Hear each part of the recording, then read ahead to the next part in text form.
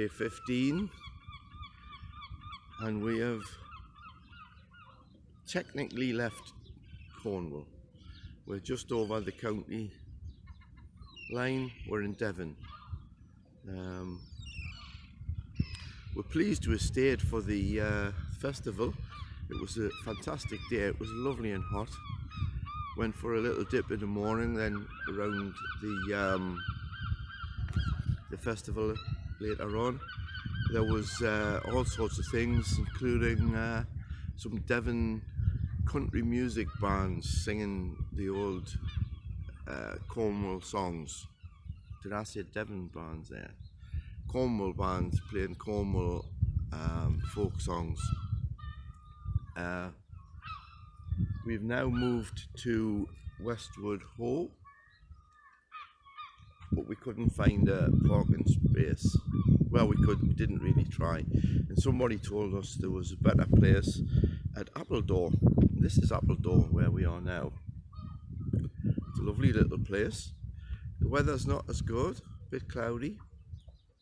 I believe over the estuary there behind me is Barnstable, where we had a bit of trouble with the parking here. In fact, we're not even sure if we have paid. They won't let you pay by cash in the machine. You have to do it with an app on the phone. So we might have got a free night. All the car parks in Devon are much different to Cornwall. There's no signs saying no overnight parking. In fact, they're advertising that you can park overnight, and it's £5. They're all the same, £5 overnight parking. But we're moving on today to Clevedon, which is about 100 miles, I think, about 100 miles north. Heading home, unfortunately. See what Clevedon brings. Day 16, and we've left Cornwall now. We've left the turquoise, crystal clear waters of Devon and Cornwall for the muddy waters of Bristol, well, the Bristol Channel. We left Devon, travelled about 100 miles to Clevedon. Parking issues again at Clevedon, so someone said there was no restrictions further on in Portishead, so we've came to Portishead and we parked here last night. And as you can see, we're probably nearly the only ones here. Last night it was a little bit different, and the boy racers seemed to like tearing up the street, but I can't remember hearing anything after about 12 o'clock. So we're going to head off to Wales today, across the Severn Road Bridge, and we're going to stay there a day, I think, and then we're going to go to the lakes.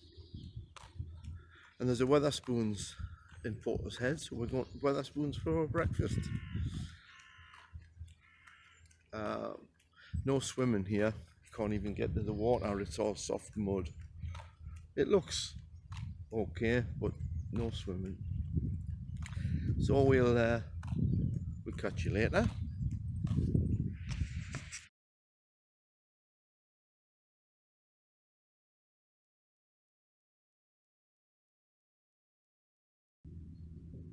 Another fantastic day in Portishead.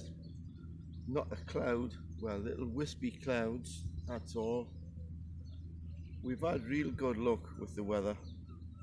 We've been away 3 weeks, and apart from the one day really in Bude, the weather hasn't been bad at all. It's been lovely. Back to sunny Whitley Bay.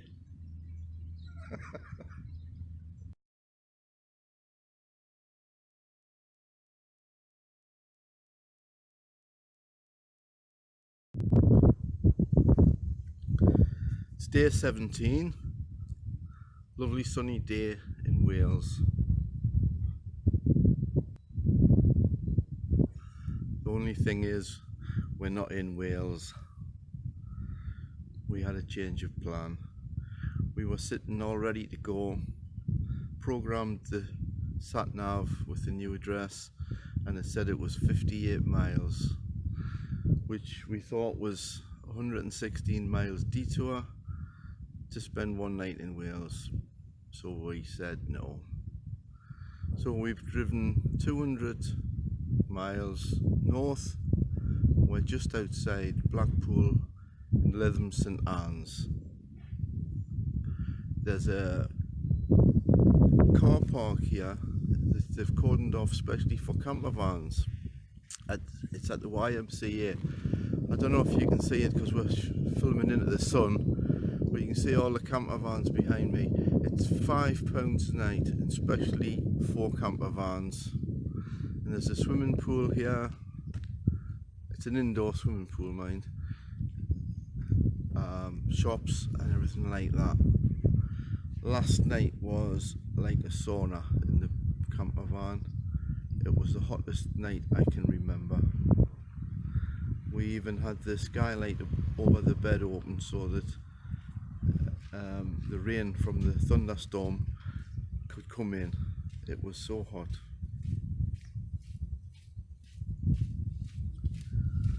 We're only going to stay here one night, so we're moving on today. Our plan is the lakes, but if you've been watching these videos, you'll know that might not happen. But that's the beauty of a camper van. You get up, make your mind up where you want to go, and because you're not booked in, it's no problem. If anybody out there is thinking about doing a camper van holiday, I would say yes, definitely go for it. It's been fantastic. We've had a great time and we'll definitely be doing it again. So we'll see where we end up tomorrow. It's still day 17 and we're in Windermere, and look at the clouds. Everywhere else in the country is sunny and very warm, so we're not staying here for 2 days like we thought. We think we're probably going to go back on the northeast coast, possibly Armble, Sea Houses, somewhere like that, just because of the sun for our last day. It's nice and warm here but not sunny, so we'll see what tomorrow brings.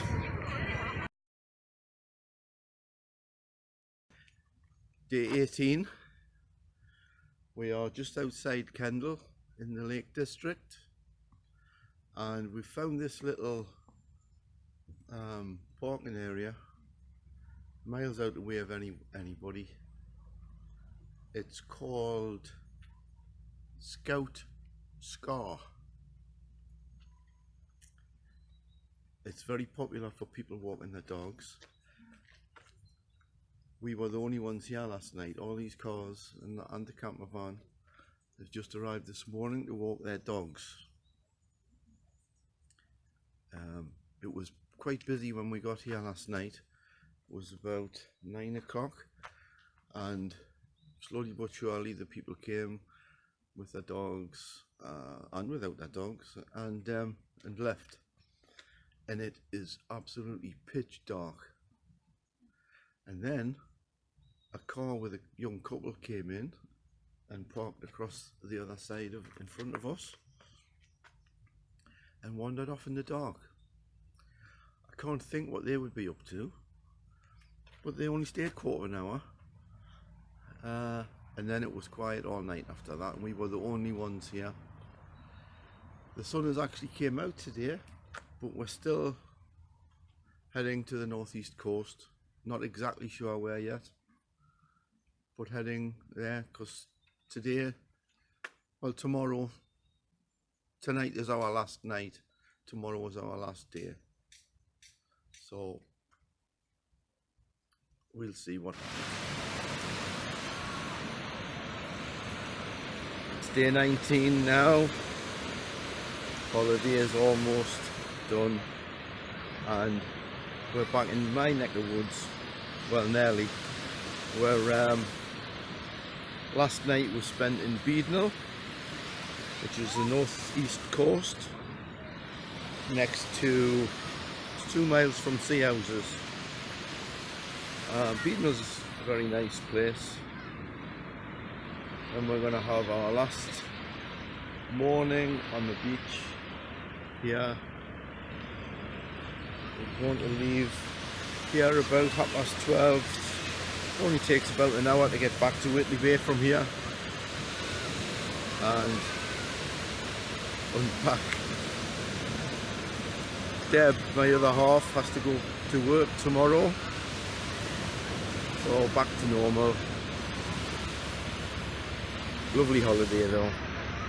Well, we've came full circle now, back at St Mary's Lighthouse on a not so sunny day. I don't know if you can see the lighthouse even. I'll tell you what you might be able to see. It's amazing. Never seen this before. This year there is butterflies absolutely everywhere. I don't know if you can make that out, but there is absolutely everywhere. Hundreds of them. I've got some figures in the car to give you the stats that I promised. I hope there's people still looking, by the way. This video has turned out slightly longer than I was expecting. I don't know whether to do it in one go or to put it out in sections, because people might not watch it if it's too long. That's something for me to think about. But I'll get in the van and try and tell you the figures of the holiday. Right, the figures. The stats, I should say. The holiday started on the 8th of July 2019 and finished on the 26th of July. We travelled a total of 1,512 miles using 233 litres or 51.25 gallons of diesel, costing £315.66.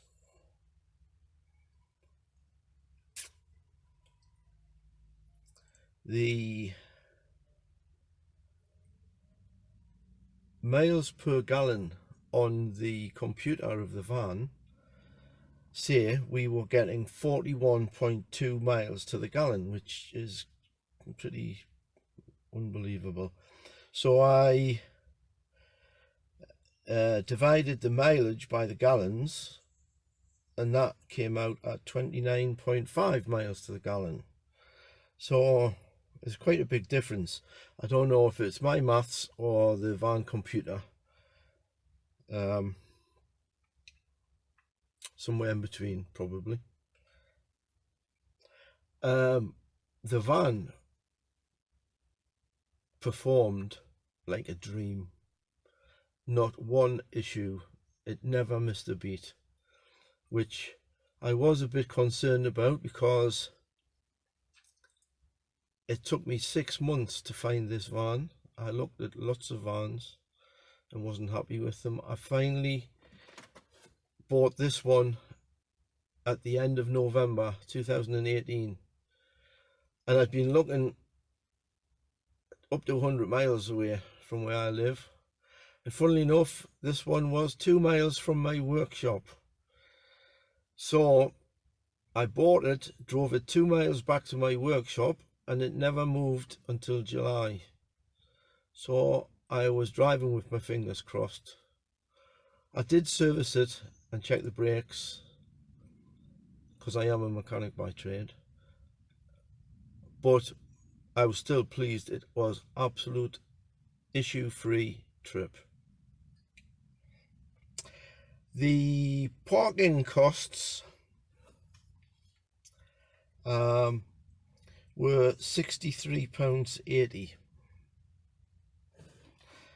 A lot of that was through the day, not overnight. We tried to stay at very cheap or free places when we could. We were trying to do this on a cheaper budget as we could. So we used Park for the Night, Brit Stops and Campervan Bible as references where to stay, and I don't think we did too bad.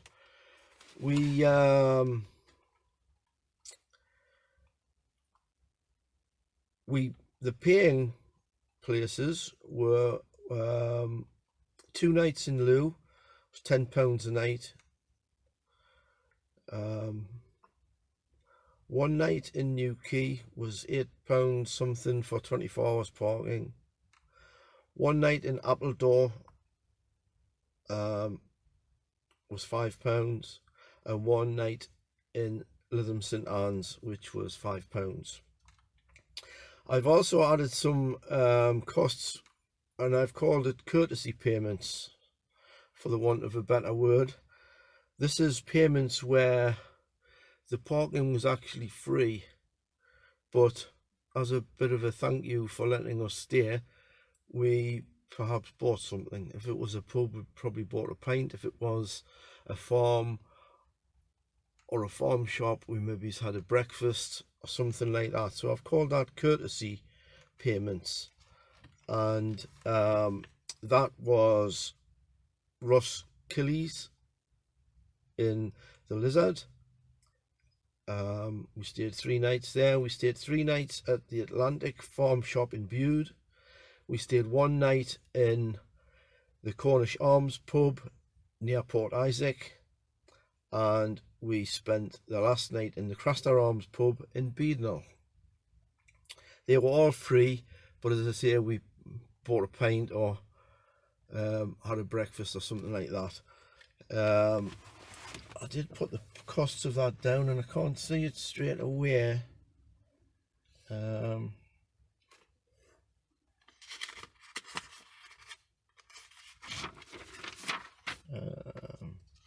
I'll come back to that.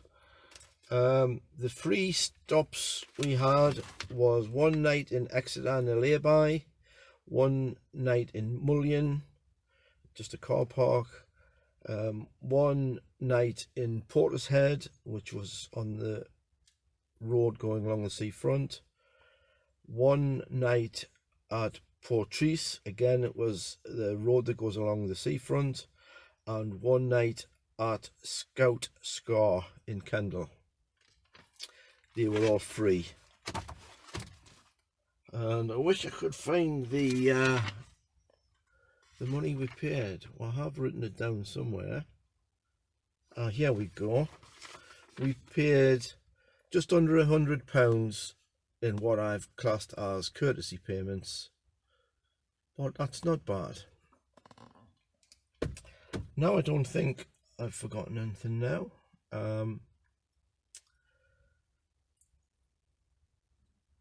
This was our first campervan holiday in a campervan that we had never been anywhere with before, newly converted, although not finished by a long shot. We're about halfway finished, and first video on YouTube, first talking video on YouTube. The rest have been drone films that I've made, just a handful of drone films that I've made. Never been in front of the camera actually talking. I hope you've got something out of these videos. If not informative, I hope they were at least entertaining, and thank you very much for watching.